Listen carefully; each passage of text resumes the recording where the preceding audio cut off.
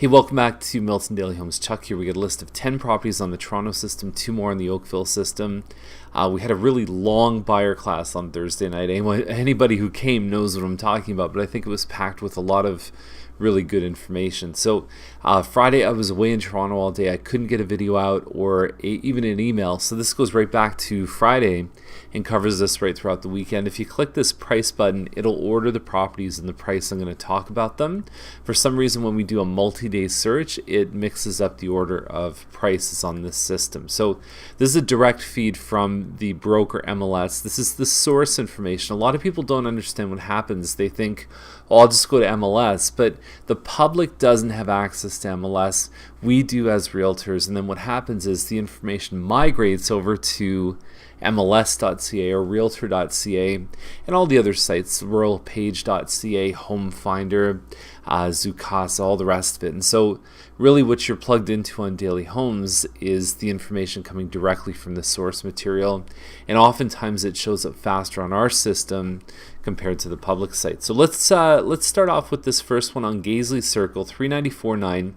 It's 1235 square feet. It's a Bryant model, hardwood floors. It's done up well, but usually we don't see this size of home with the 2 bathrooms sell up in the 390s.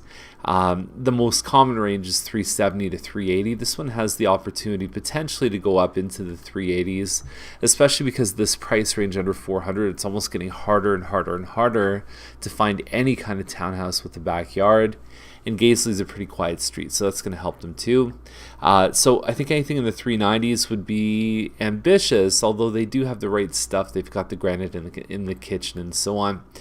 Evans Terrace is 4099. It's a little loop street in the first phase that Mattamy built. And so it's got a long living dining plus kitchen family room, which this is intended as a family room on the floor plans, but we do find people that use it as a formal dining room. There's lots of wires, there's lots of stuff, like anything on top of the fridge, like get the calendars off the fridge, get the things off the counters, really go simple on this stuff. So I think if they were just a little more simple, this dresser is something that probably could be taken out and it would just open the room up more. Because what's the first thing you see? Even if they took this little decorative, reflective cover off of here, I think it would just kind of lend you, I think your eyes would move more towards the rest of the room. And anyway, so it looks like it shows pretty well. I bet you in person it would look good. 409 seems like about the going rate for this style of home. Dills Crescent is 429, so it's 1760 square feet. It's a little bigger than the previous one on Evans, and beyond that, the lot's a little bit deeper. It's not quite as wide.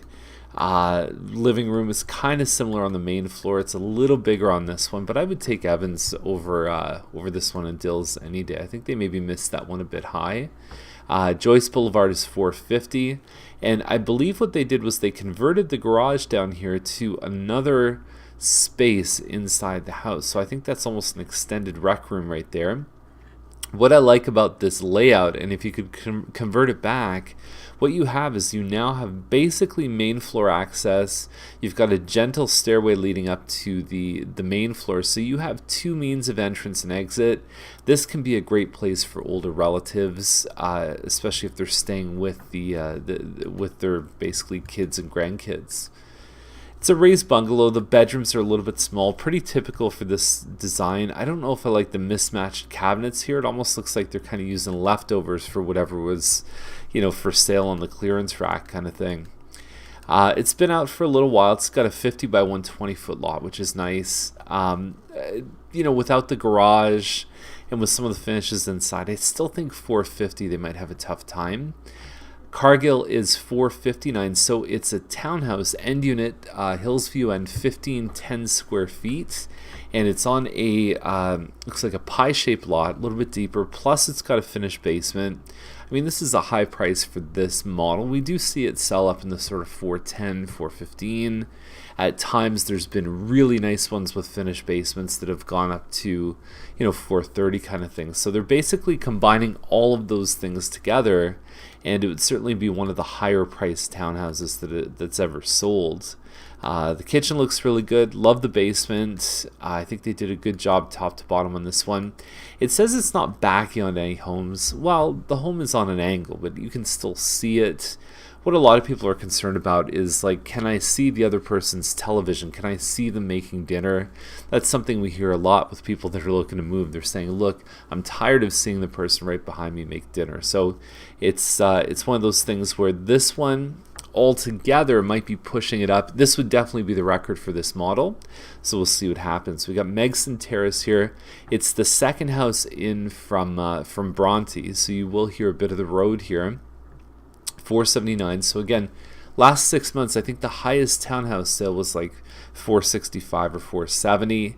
So it's certainly on the upper end. It's 2350 square feet of total finished space, which means, just as a rough guess, you're probably 1850 on the main floor and second floor, and then you've got your finished basement at maybe 450 to 550 square feet. So 9-foot ceilings. You can see that finished basement. Usually the builder's the one that finishes it, and it looks like a pretty good floor plan. You can see the hydro lines from Bronte there. So let's see what happens with this one. I think it's bigger than a lot of the townhouses that sell for even 450. So they have the size advantage, and I think their finishes look pretty good. Costigan 550. This one had an offer on it very quick, listed on the weekend. 36 by 100 foot lot. And I think the floor plan is about 1800 square feet. There's 3 bedrooms plus a loft upstairs. It's a pretty plain kitchen. I mean, even the stove is probably at least 10 or 15 years old. You've got a decent sized family room, and then there's a dining room just inside on the front there. So it's a good floor plan. There's your +1, the den upstairs. There's your finished basement. So it's got it where it counts. Not massive, but again, not a lot of stuff right now in that, probably up to about 570, 580. There's really not a lot of listings. So when something good comes out, it can really move fast. Gosford is 607. Don't know much about this one. It's a detached, it looks like it's a 2-car garage, hardwood floor on the main level, and then half of it backs onto a pond. So if you look at Gosford, 398 is this one here, and so you can see that is correct. So there's a fence right there, and then this would all be stormwater pond right there. So don't have any aerial photos, any front photos from Google. I tried looking up what model this one might be. We have to wait for the photo. So in real time, you can check the photo link down below. We've got this one here on Tremayne Road, 724.9. It's got a lot of nice finishes inside. It's on a 75 by 218 lot. And I guess the biggest question for somebody looking into this, and even the stucco on the outside, I think at least from the pictures, it looks like a pretty decent home. And so what you're looking at with Tremayne Road is that you're going to find that the exit is going to start, they've already started down here. They've started to redirect it towards this area here, Steeles, and then they're going to come up, and then they're going to join up with the 401. So depending on how this one, like the specific location, because I don't always trust Google Maps for accuracy, that might affect how it all kind of fits together. This is an old quarry right here. This is eventually going to be a sandy beach on top of the escarpment. So kind of cool. Little side fact there, but this one, the train tracks come right through here, so it depends on where it is, and I'm still not completely sure about how the redirect and how the new interchange on the 401 in Tremayne is going to affect the enjoyment of the people in this neighborhood. There's a lot of talk in Milton Heights, which is this area right here, about redevelopment. There's certainly builders. There's actually a billboard right on Main Street advertising home sales coming soon. And this whole thing is at the OMB, and there's a lot of things going on that could definitely change this area in the near future. So let's see what happens. Do your research. Speak to somebody like, for example, Colin Best might give you some great information. Colin came to the buyer class, and he really delivered a ton of great information. Local and regional counselor, and also a local appraiser, chair of the planning committee. A lot of great resources he has access to get some information. So he's at mls.ca. And then we've got Cavell here. So 829, it's a Tothberg model. This model won the Model of the Year, I think, in like 2004, 2005 from the Greater Toronto Home Builders Association. It's a really nice floor plan. They've introduced us with the kitchen. It looks like it's almost like a sub-zero fridge here. Granite counters, looks like a granite backsplash. Plus there's a finished basement. So you're talking probably close to 4,500 to 5,000 square feet of total finished space in this one. It's a good looking bathroom downstairs. It's got a nice windy staircase. There's a big ensuite here, nice big master suite. And it's a really nice home. I've seen this home without a finished basement done well that's sold up in the 8s. So I could see this one doing quite well. I think they priced it, if there's such thing as a good deal in the 800 range, which is a very difficult range in Milton to sell, then that would be it. We're one of the handful of agents in town that have sold anything over 900,000. And I remember we broke the record at $939, full price offer, multiple offers at 12:30 a.m. It was a really exciting thing. So two more. We've got two more on the Oakville board. It's this one here is Suite 202 at 1350 Main Street. The Windsor is just around a little over 1,000 square feet. They have the fireplace in here. There's carpet. Looks like they did it up well. Chose some smart upgrades in the kitchen. Typically the Windsors can go a little over 3 or they can go a little less than 3. I could see this one sitting very close to 3, so at 309 they're not that far off. One of the things that I was showing a home last week, and we walked in and there was this big bear or something, some animal, and a moose, and I think there was a bearskin rug upstairs. It's creepy. Like, take this stuff off, take the antlers, and people get really freaked out. It may be a hobby for you. You may enjoy it. You may want to brag about that big beast that you killed, but it has no place for selling real estate. And I've seen firsthand what happens with the reaction of people when they see stuff like that. 99% of people are completely turned off, and they find it even hard to go through the rest of the house. And then finally, we've got this one on Main Street East. So it's a Livework, so it's the entire unit. You've got 1,765 square feet of living space, and it's done very well, dark cabinets and so on. And then you also have about 750 square feet of commercial space. So the Liveworks that have sold, and they're very similar size, like even down by Thompson and Derry. I mean, some of them have sold for kind of high 7s. So at 850, you've got your Main Street exposure.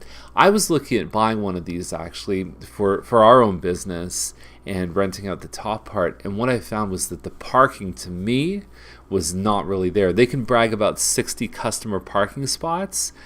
How many employees do you figure park in those spots? Plus, you've got all the visitor stuff for all the townhouses that are along Hampshire Way.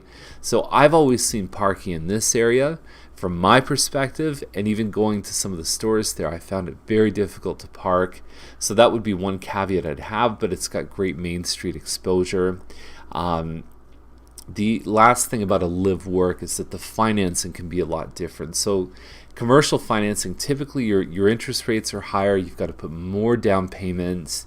So these can be a bit of a hybrid on financing as well. You want to also look into the HST portion of the commercial space. And so at what value are you buying your residential versus your commercial? So you definitely want to speak to a specialist, speak to a good lawyer and a good accountant about how you should handle this kind of stuff, and obviously a good mortgage broker who can find the right program and product for this specific niche of property. So have a great day. We'll see you tomorrow with more Milton Daily Homes.